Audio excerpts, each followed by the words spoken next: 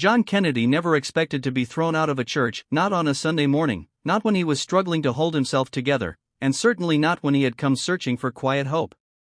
But sometimes life has a way of breaking us down just to see what kind of strength we'll pull from the pieces. The Houston air was heavy with humidity that morning as John stood at the entrance of Lakewood Church.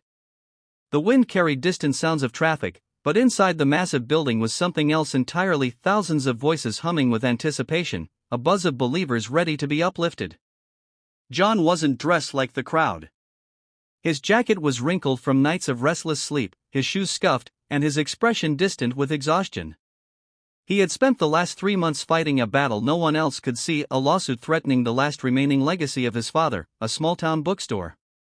A corporate chain wanted the land it sat on, and John, already financially drained from taking care of his ill mother, had no money left for a proper attorney. Every door he knocked on had closed. Every person he asked for help turned away. So he came here. Not for legal answers, but for peace, or perhaps a miracle. When John stepped into the main hall, he didn't notice the murmurs. He didn't notice the whispers or the way some people eyed him with suspicion. He only saw the stage bright, polished, spotless, and Pastor Joel Osteen preparing to walk out with his signature smile. John found an empty seat near the front. He needed to feel close to something hopeful. But not everyone saw a troubled man searching for faith. Some saw a disruption. A staff member approached him, speaking softly at first.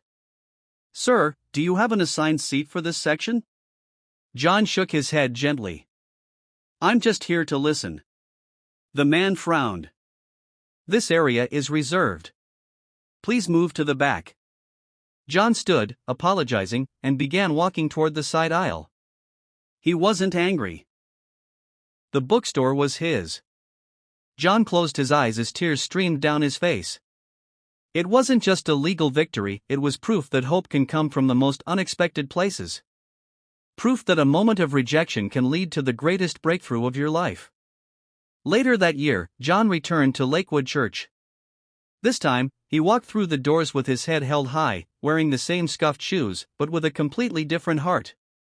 Grace greeted him with a warm smile. Pastor Joel welcomed him personally, offering a hug instead of a handshake. As John spoke to the congregation one Sunday, sharing his testimony, he said, "Sometimes God lets you be pushed out, so you can be pulled into something better. Being escorted out of this church was the worst moment of my life, but it led to everything I needed. If you feel rejected today, just wait. Your blessing might be coming from the same door that once closed in your face." And the crowd rose to their feet. Not for Joel. Not for John. But for the miracle that happens when compassion meets courage, and when a man who'd lost all hope finds it again in the most unlikely place.